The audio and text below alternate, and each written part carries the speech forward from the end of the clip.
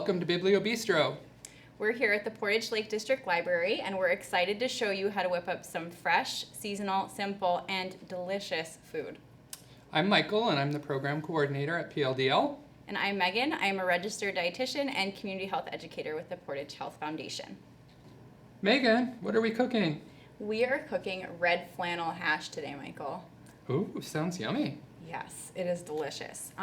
So if you're going to the farmer's market, what you're going to need to pick up would be beets, any sort of cabbage you can find, potatoes, onions, garlic, and eggs.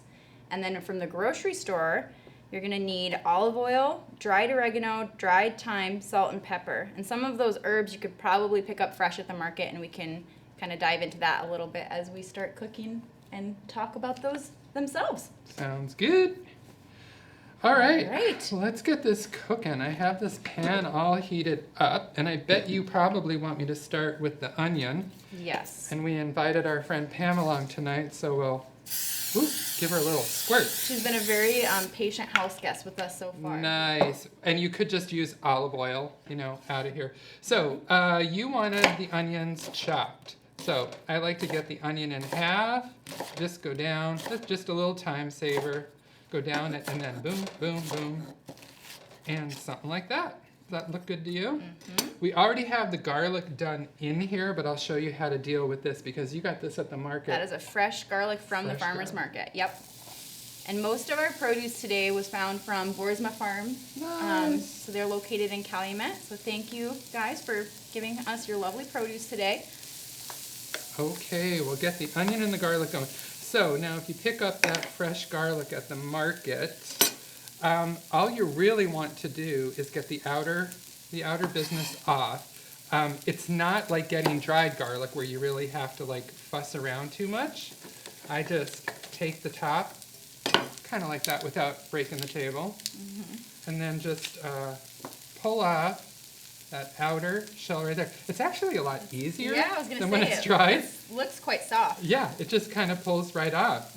It's kind of the nice way to do it, honestly. Yeah. And then you're done. Then it's just chop it up and you're perfect. ready to go. Yeah. Okay. Alrighty. So we'll cook those for maybe a minute or two just till they can kind of get soft and you can smell the garlic, right? Just a couple minutes, yeah. Now, if you're the person who might not want to pay super close attention, I would throw the onions in first. Okay. Get the onions softened up a little bit and then do the garlic because you don't want your garlic to go too dark because then it's just going to get bitter and kind of ruin the whole thing for you. But we know what we're doing here, so we're going to go slow and easy and just kind of take it that way. Ooh. Okay. And what heat level is it at right now, Michael? Would you say? About medium high. Okay. Yep. Sounds good. Yep. And I can get you your next ingredients here. Okay. So we've got some lovely beets. We wanted to just show you guys what whole beets look like. Often at the farmer's market, you're going to find it with the greens on. Don't throw them away. No, good point. Yep, you can eat the greens. They're edible. They're nutritious. You can cook them down almost like you would spinach. Yep.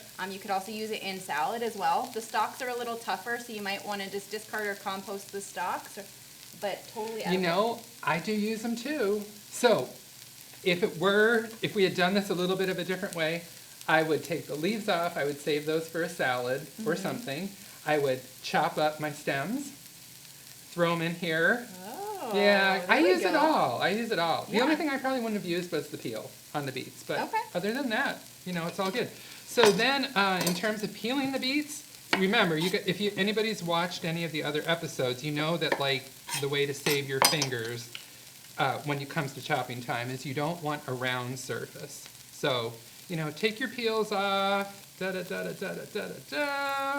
like so. And then I'm going to cut the beet, because it's a round vegetable, just to make it a little easier to deal with on the cutting board. I'm going to cut it in half so I have a flat edge on the board. That'll save everybody it'll save your fingers, hopefully. And then same thing, beets take a little bit longer to cook, so, make them a little, kind of like that. Nice little chunk like that. Whoop. And we're ready to go. Ooh, you know what, I Perfect. think we You need know a what? little, I'm used to cooking with olive oil, so I don't think I gave Pam enough.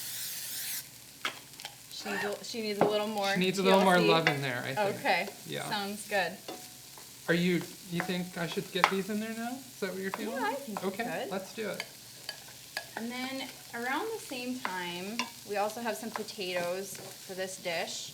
Because those are similar in like their texture, right, Yep. Michael? So those take a little bit longer than some of the other veggies we're adding in. So that's why we're cooking them kind of in stages. You've got it. So you kind of always want to think in terms of timing your cooking, like generally speaking, like the firmness of the vegetable. Okay. So the beets are quite firm, potatoes are quite firm. We can just get those going right away. And the cabbage that we're going to be using, that'll take a little less time. Okay. So we'll throw that in last. Okay. You know. And I'll get this going, the potatoes, and then I'll show you guys the whole potato trick. So at this point, we've got all of roughly the same sort of degree of firmness in the vegetables. Now, to help us out a little bit, I'm going to cover this right now because that'll help create a little heat in there, a little steam. That'll help move things along a little bit. Okay. And then in terms of dealing with the potatoes, same thing, you know, give them a good scrub and then give yourself a flat edge to work with.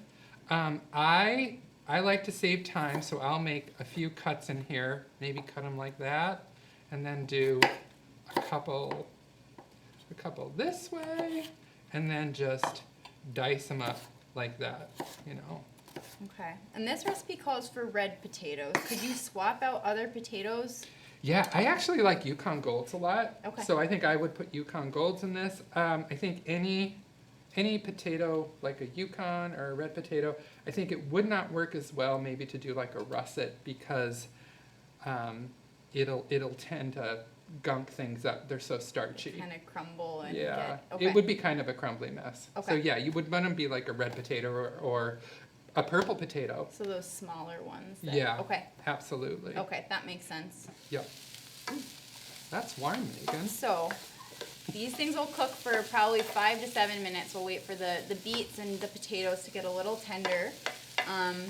In a little bit, Michael will show the cabbage, and we had the lovely, only option actually was purple cabbage, which I think worked in our favor because it's going to add some really bright color. Yep. So when you think about eggs and potatoes, I think most people probably think of breakfast. You could absolutely have this for lunch or dinner as well.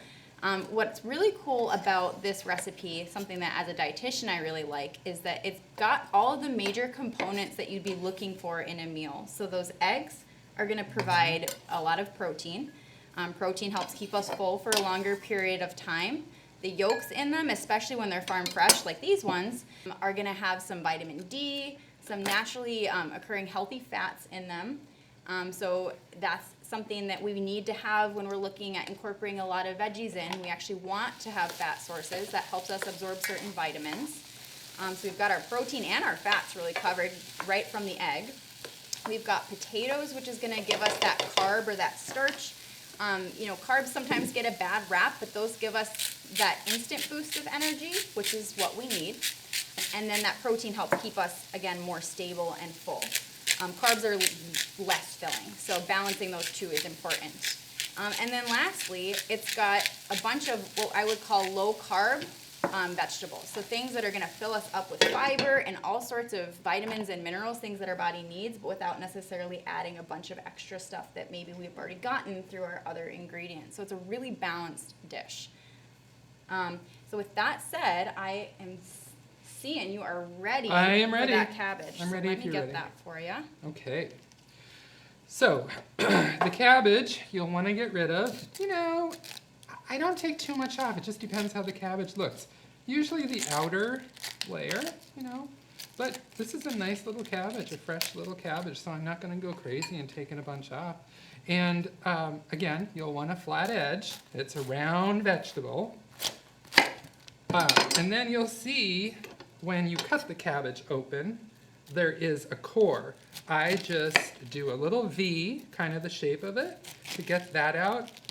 And that's really all you need to do with the beautiful cabbage. is just get that out of your way. And then, just to make it nice, I'm gonna cut this in half and then just do a pretty thin, what would you say, like 1/8 of an inch, an 1/8 of an inch slice down there, just kind of like that. And ta-da! Beautiful. We'll just Lovely. add that to the mix, hey? Okay, yeah, absolutely. And so we'll usually add the cabbage again when the beets and the potatoes start to get a little tender. At medium-high, that's going to be, again, about 5 to 7 minutes. That sounds good. Once the cabbage is in there, we'll let that cook for another 3 to 5 minutes till the cabbage starts to wilt. And then we'll add the eggs, and we're going to crack them in whole. So if any of you have heard of a dish called, I think it's shashuka, if I'm saying that right. That sounds right. And it's similar to that. So shashuka, you crack the eggs in whole, and there's usually like a spicy tomato sauce that they cook in. And then depending how long you let the eggs sit in the pan, you can have a runny yolk, or you can have a hard yolk if you don't like to have a soft yolk. So it's really just dependent. Yep, and I'm kind of thinking, I think you said this, but I would, take a fork and try your potatoes and beets before you're committing to the eggs. Yep. Because you don't want them crunchy. And we'll come back once it's ready to go. Sounds good. All right, Megan, should we see if it's time for eggs? Let's do it. All right, we're ooh, look at that. Awesome. Okay, look at all that nice steam. That's what we're looking for, because that's what's going to cook the eggs. And it looks good to me. Can you hand me a fork? And I'm just going to give that potato a little... Yep, you want to have your potatoes cooked. Trust me on this one, folks. All right, here we go. How many eggs are we doing? It says 4 to 6. Let's err on the side of Let's do 6. abundance. Yeah. Yeah, okay.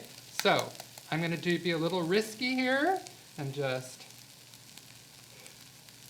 lay them out. Now, I will say, make a little divot with your spoon for your eggs. It'll just sort of help contain them a little. So 1, 2, 3, 4, 5, 6. Look at that. I got 6 little divots. It'll keep them in a nice shape for you, and they won't take off on you in any crazy way. Oh, this is going to be really beautiful, Megan. I love the colors on that. Now, if you're not super confident about cracking your egg that you can pull this off without getting a big hunk of shell in there, it's okay to cheat and use a little bowl. You could crack it in a little bowl first, but I'm pretty... You're well seasoned with your eggs, aren't you? Yes. I'm pretty sure I can pull it off. And really, you're not going to complain if you get a shell in your mouth, are you? No, of course not. I never complain. No, I wouldn't think so. Okay, we're getting there. Now I'm going to do a little salt and pepper. I did not maybe mention that I threw a little salt and pepper in the actual dish. And something else that I think you added, Michael, was the dried thyme. Oh, yeah. So just so that those flavors could meld. Yep.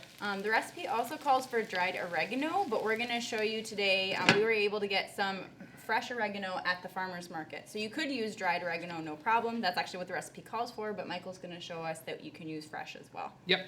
So the thing with herbs is there's always a stem, and you can kind of just do a little something like this to get them off, or you can pick it off, whatever. And the only difference between that oregano and this in being dried is the dried is more concentrated. So it's the going to flavor. be stronger. So you would use less. I use fresh herbs from my garden all the time, and I throw a bunch in because you can, with it not being dried, it's not going to be overpowering. And oregano is not like a super overpowering herb anyway. So I think we're good to go there. And then we're just going to sprinkle this on, and we're going to let these eggs cook for about, we're going to try them at like 5 minutes. Okay. I like my eggs runny. So As do I. I just don't like the whites runny. Yep, So I'm the same. We're on the same wavelength. yeah, so we'll just let that cook for 5 minutes and come back. Okay, sounds good. All right, Michael, you want to check those eggs and see if they're done? All right, I'm betting they're there, Megan. And speaking of eggs, we'd like to thank Kathleen Harder. She's one of our friends who has a small farm who gave us these beautiful, bright eggs for us to have today. Oh yeah, they look perfect. Look at that. So something I didn't mention, there's actually some really cool research on protein-filled breakfasts that I think a lot of people aren't necessarily aware of, but it's good to keep in your back pocket. So there's some research that shows that if you have a protein-rich breakfast, I would say between 15 to 20 grams of protein. So if you had 2 eggs, that would get you just about there. And what that does is they've looked at actually MRI scans of the brain, and it turns off that pleasure center of the brain, so you're actually less likely to crave sweets and other more indulgent foods later on in the day by having that protein first thing in the morning. It also affects some of those hormones that help keep us more full, and it kind of curbs down the ones that raise our appetite up. So if you can, try and get some nice protein sources with your breakfast. Awesome. Should we dig in? Speaking of that, yeah, let's eat. I mean, it's not breakfast, but I mean, I would call this dinner. Would you call it? I would totally call this dinner. Absolutely. Probably we should also mention that should you be at the farmer's market and they don't have everything on the list, kale, chard, even broccoli would make really good substitutes. And during the month of September, you'll find all of those things at the farmer's market. That's the beautiful thing about September at the farmer's market. It's a bounty. Absolutely. Yeah. Awesome. We've done it again. We have. Thanks for tuning in to this episode. If you'd like to watch other episodes, feel free to go to pldl.org/biblio-bistro, and you'll find all of our previous episodes, show notes, and recipe cards right there for you. Until next time, Bon appetit!